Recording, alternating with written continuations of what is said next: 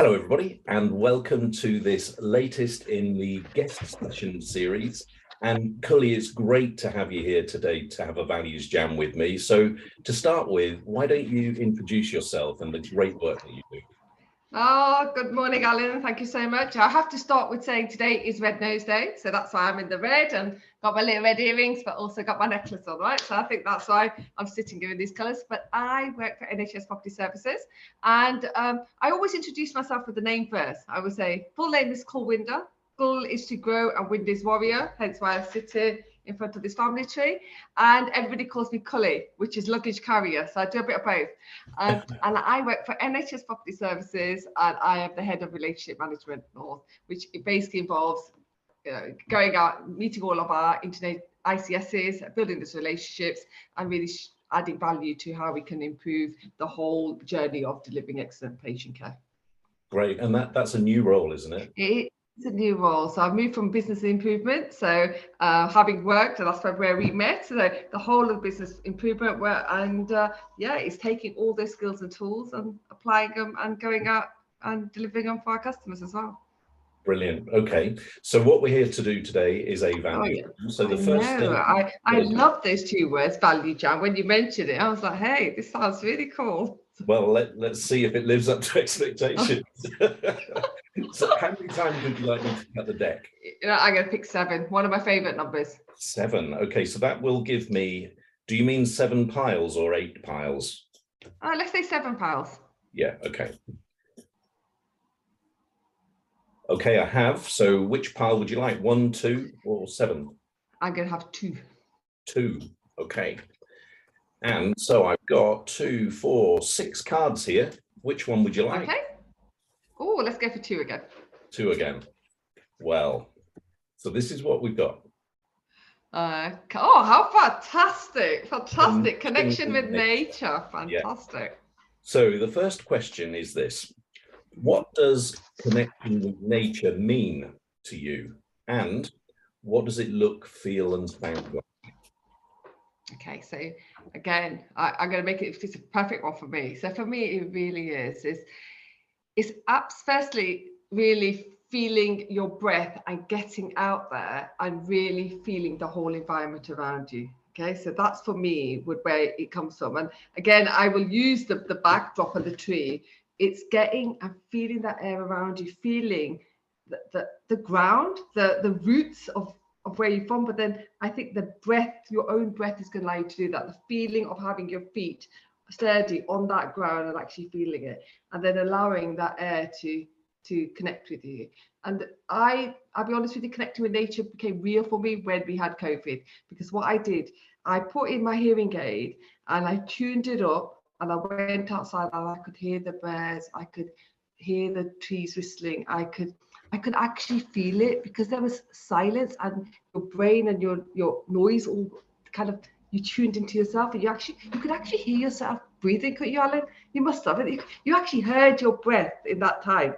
And I really love that. And I think if you did that, if I've hopefully lots of people listening did that, it's really important to remember that feeling and make sure that you do it. So, and I'm quite excited today because I'm going to India tomorrow, and that's exactly what I'll be going and doing. I'll be going and sitting in very quiet areas and actually going back to that feeling, because it is magical. Because when you've done it, it's like, I don't know, your mind will start to wander, and it will take you to places which is like the niggly silent part of the subconscious saying, hey, listen to me.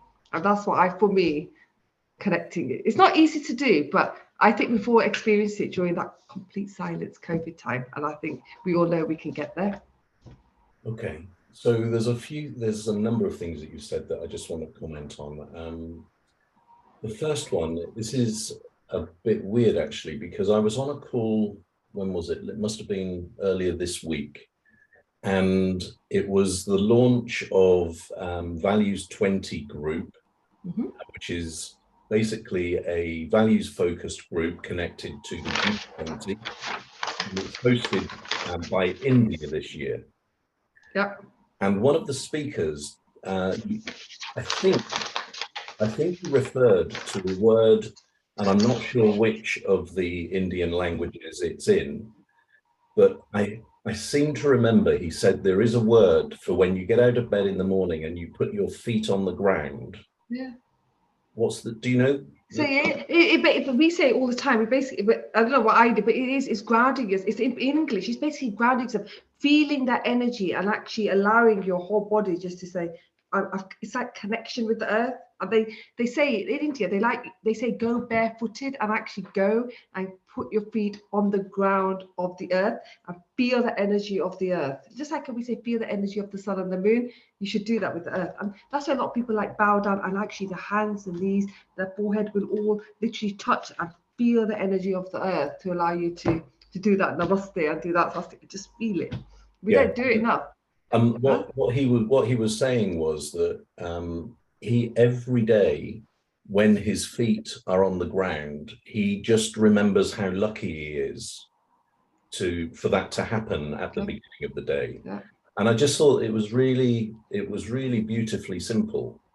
So that's the first thing. The second thing, I share with you the COVID experience and birdsong, because we have ancient woodland near where I live, and we go walking there quite a lot. But during COVID, it changed, because instead of going for a walk and kind of getting back and it's done, I was more aware of what was happening on the walk. And exactly like you said, it was the first time, I think, I truly appreciated birdsong. And I remember just standing and listening to and watching a robin. I know. And it's beautiful, wasn't it? I was, and you think, Alan, you think, oh, what's that noise? What's that sound? Like, it was, I was blown away. It was everywhere. You could hear it, and you could hear the rustling of the leaves, and the, I don't know, everything just became like a picture that just came into color. Everything, and with sound and music, and I loved it. And then there's also there's something about how vivid things are when you focus on them, rather than them being kind of just there and passing you by. And again, I don't know why this has just popped into my mind, but in ValuesJam sessions, this happens quite a lot. People say, oh, this thing's just popped into my mind that I haven't thought of for like months or years or whatever. On one walk, I remember and I'm laughing because this might sound stupid if people are listening, but I remember noticing a leaf and a bud, and the leaf was kind of bright green and the bud was a kind of really subtle, deeper green. And I just looked at the veins on the leaf and the little hairs on the bud, and I just remember thinking how cool it was to notice details rather than just walk by. And like just listening to you, honestly, just listening to you, it's exciting me, because the feeling of knowing that I'm going to be back in that kind of feeling and space when I'm going to India, I'm actually excited to go back to that time when you can literally do that.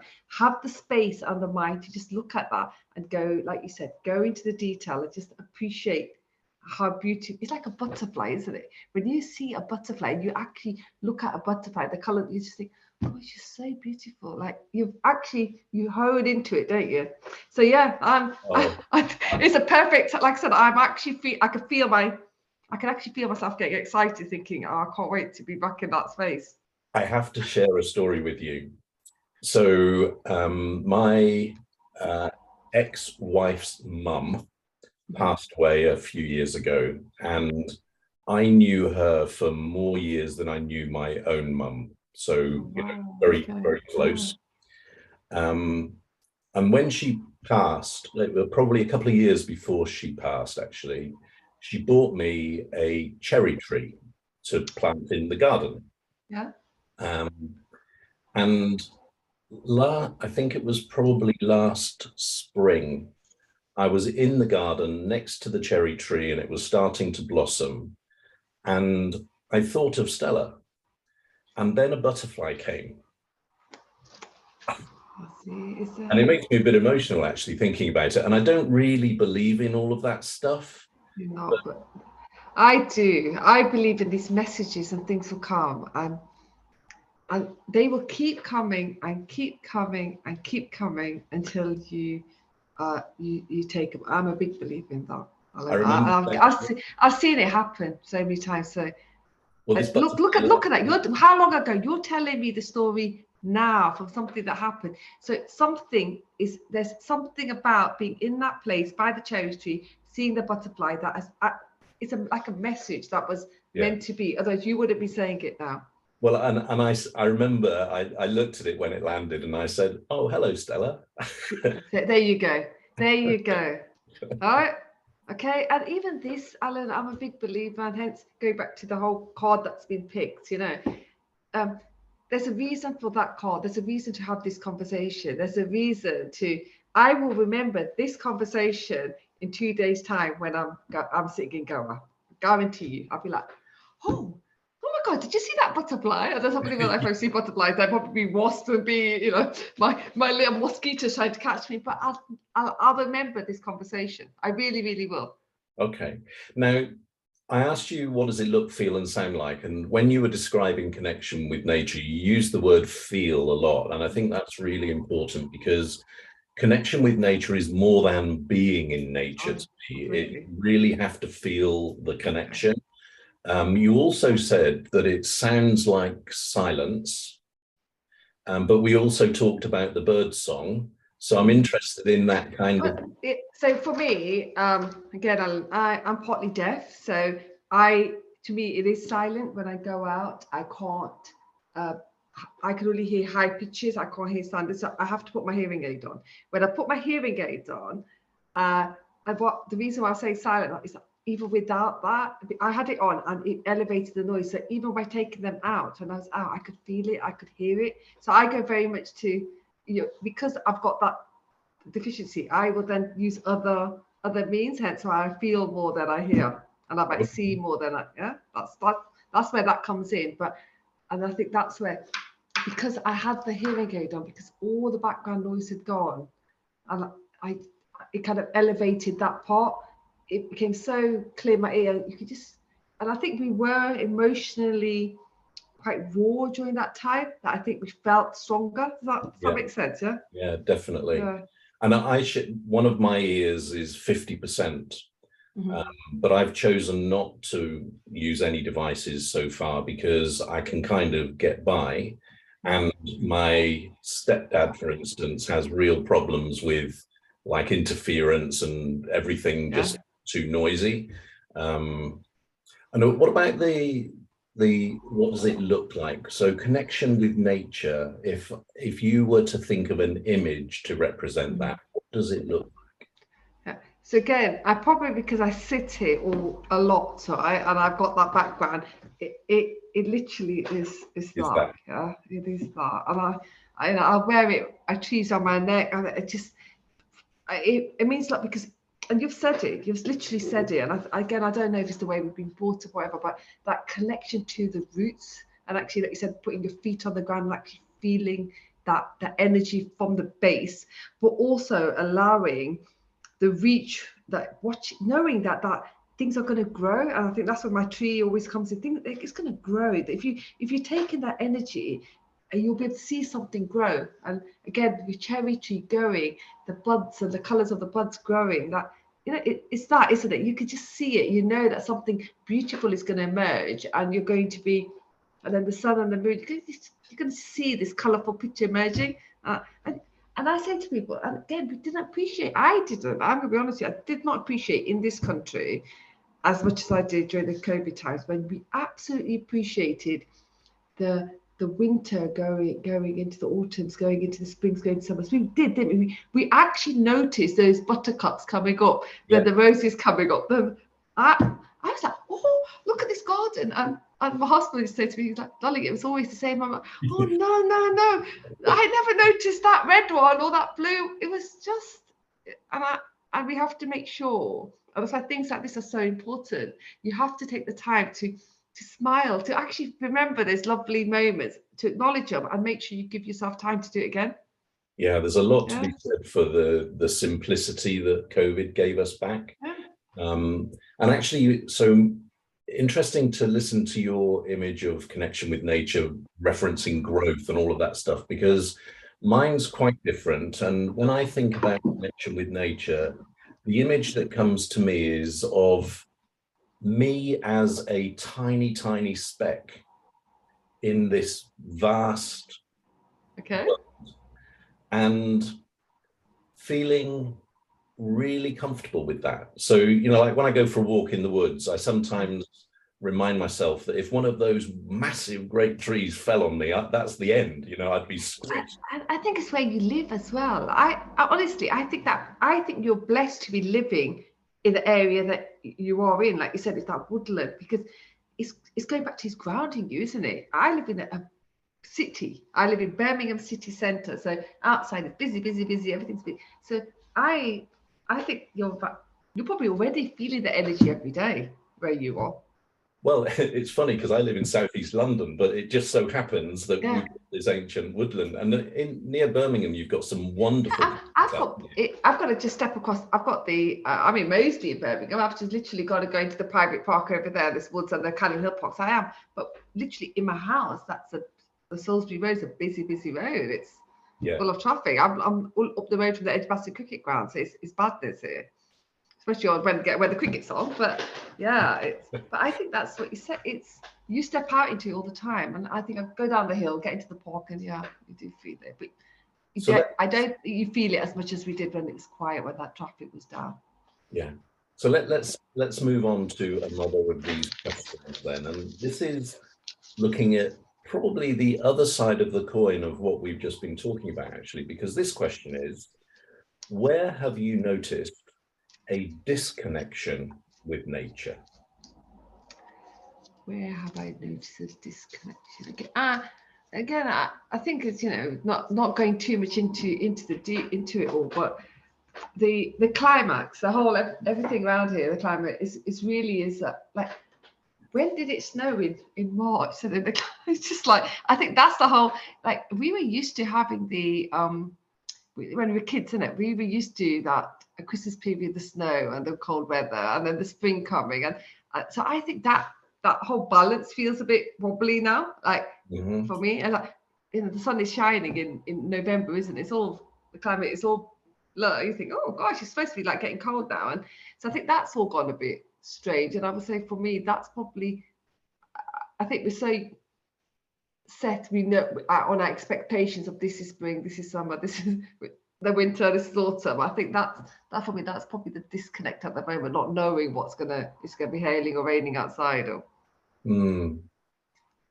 yeah, because you're right, that sense of the seasons is something, when I was growing up, it was kind of, that's just what happened. Yeah, right? It happened, didn't it? And you knew it was going to snow. You could have 2 snow days playing in the snow. You knew it was going to rain. You needed rain. You just knew, didn't you? Yeah, and so it kind of, you feel less safe and secure, I think, when the situation is so uncertain. Even like you say, like a couple of days ago, it snowed here, and it's like, what's this about? Yeah, I know. And my example of disconnection with nature is actually at a far, not such a big scale as like the climate crisis. My disconnection with nature is something that irritates me probably more than most things, actually, and that is litter. And it might sound really weird, but when I see people out, say in parkland or whatever, and they've got a picnic, and then they get up and they leave wrappers or carrier bags or whatever it is, I just like, why? What are you thinking, or what are you not thinking? What's the reason you think that's okay? But I need to be careful not to get on a hobby horse here. Yeah, no, and I've gone to the park, and when there's these big middays and big festivals, I do get on my hobby horse. I hope you're going to pick that up after you've gone. I hope you're going to clean that up. I really, really do. I'm terrible, right? But like I said, it can be. I think going to what you said, it's the things which we did when we were little, which you now realise we shouldn't have done or we can't do. Like, we'd take bread and roti and we would feed it to the ducks and the birds in the park. It's just something that we always did. My grandma used to at the end of the day, end of the week, say, go and feed this. No, nothing got wasted, okay?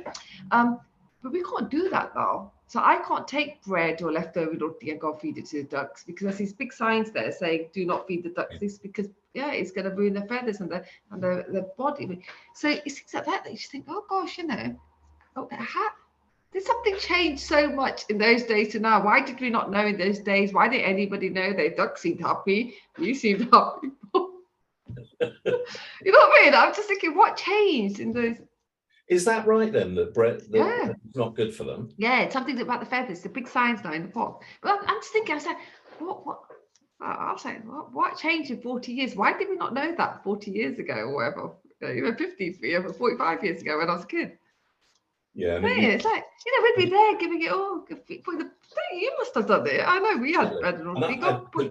I didn't know that bread was bad. Yeah, I understand, if people are kind of feeding them a McDonald's and all the rest of it. No, all these breads and wheats and rotis and everything. There's just big signs up now in parks and saying, don't feed the birds any of this stuff. Yeah. So there's also on ValuesJam, there's an opportunity to create your own questions. So I'm going to invite you to do this. So ask your own question about connection with nature. So beginning with who, what, where, when, why, or how. Okay. I would say, when do you feel most connected to nature? When do you feel it? And would you like me to answer first? I'm gonna ask you that question. When do you truly feel it? So you've taken me immediately to southern Spain, and it is a really small village. The nearest town, I think, is called, the nearest town is Frigiliana. Okay. And there is a village that was abandoned until around about 20 years ago, when a couple of brothers put a restaurant there, and they started to refurbish some of the properties, and now there's a few houses and stuff like that. But you have to drive for 25 minutes down a gravel track from the main road to get to this place. Yeah. So we stayed there last... How did you find it then? How did you find it? So Google, to stay near Frigiliana, and I was looking for somewhere that was pretty remote, out in the country, but had a pool and nice place and all that stuff. So just found it like that. So there's two stories I'll share with you. One was the first night we got there, we just sat out on the terrace at the back of the house looking at the stars. And I've never seen stars so bright, because there's no light pollution, right? And I'm like, oh my God. And the amazing thing is, these things are there all the time. It's just that you can't see them because of your environment. So I felt that was amazing. And then I went and found the guy that ran the restaurant and just said, we want to go for a walk. Any suggestions? And he just said, you see that path over there? Yeah. And he said, well, if you walk that way for about an hour and a bit, you'll come to a river and then walk back. And we did. And after about 45 minutes, we could hear the water, but we couldn't see the river.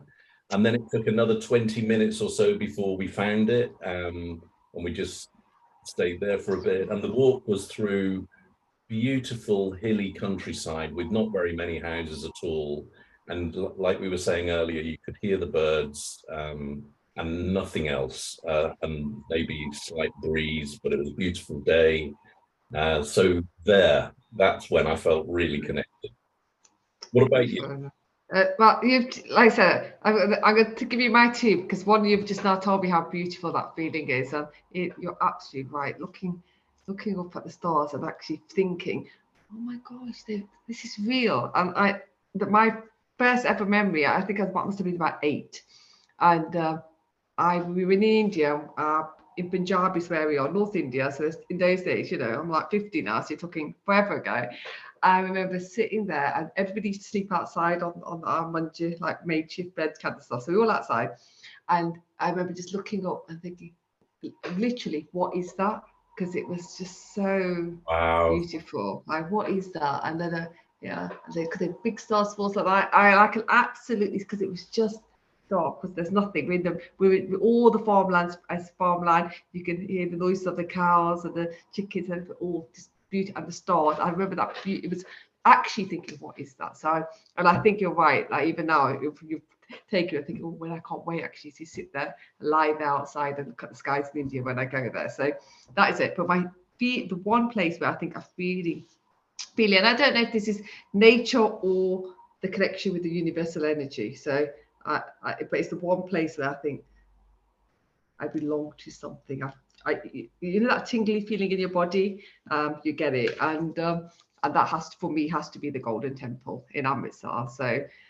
For us, it's a very spiritual place, and I felt it so much that a few times that I've visited, especially after I got really ill, right? Because I went with this kind of, again, you know, going back to COVID, you say we go back with the rawness.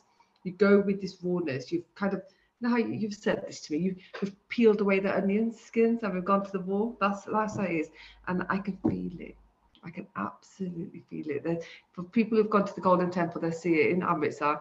The Golden Temple's in the middle and it's surrounded by water. So you've got to go along this path.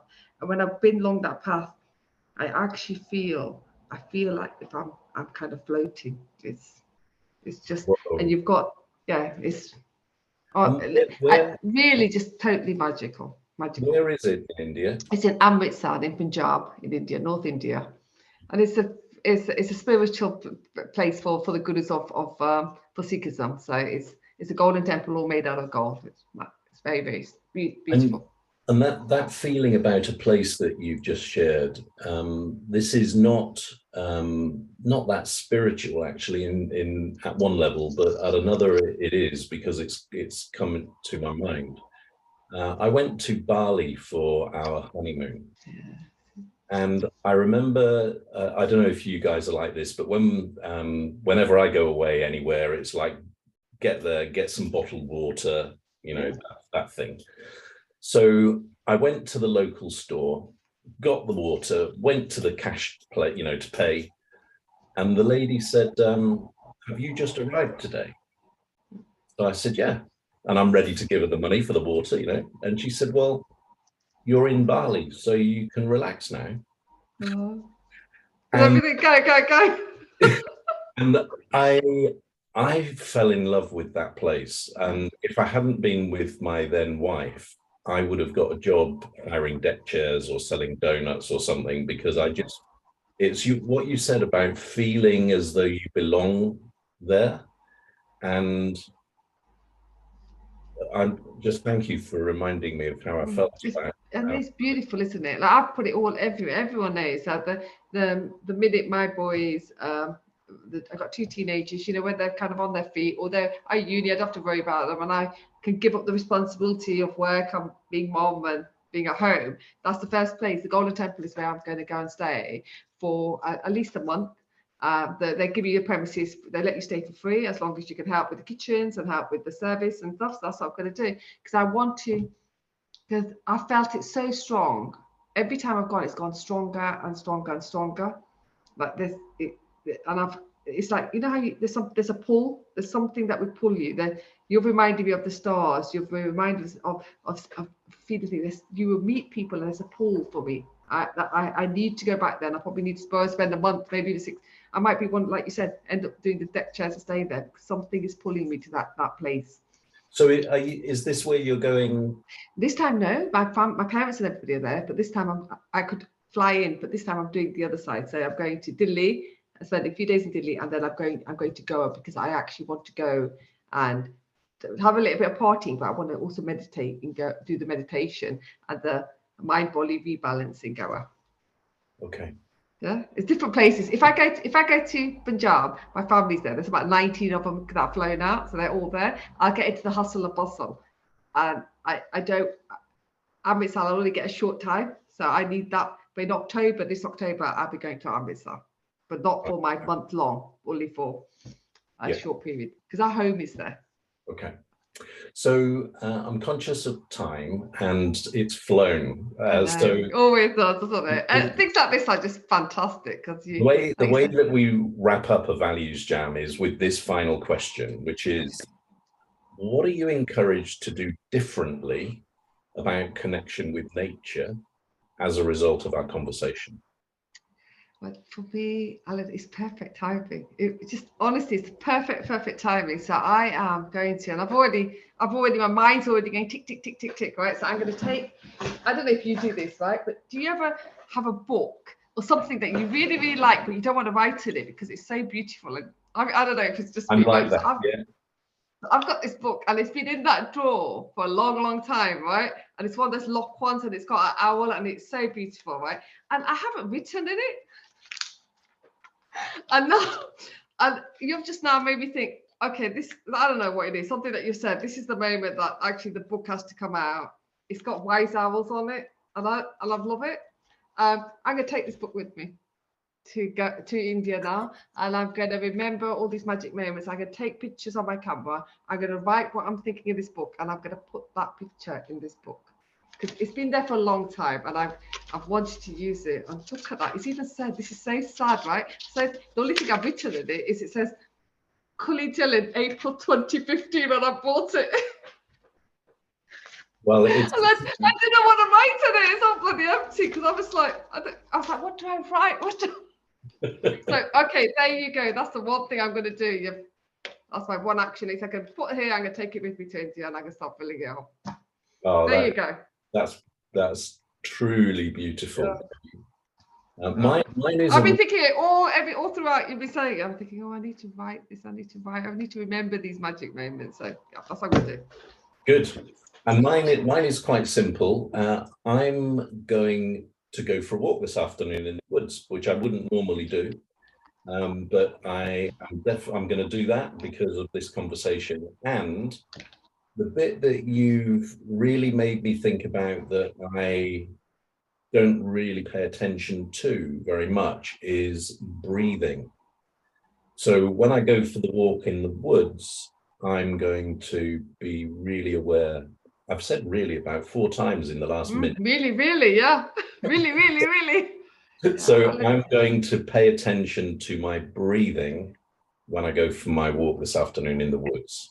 And and again, I'll share this with you. I think you know this, but when I had heart failure after giving birth to my son, and what it made you do was absolutely tune into your breath, because when you can't breathe and you're trying to breathe, you realize the importance of the breath. So I think now people say you talk, but subconsciously I've trained myself to breathe because I was so desperate of need of that breath. So do that, tune yourself. And what people say is, when you're in the woods, it's the best place because the air is great. Stop your breath, like literally stop that breath.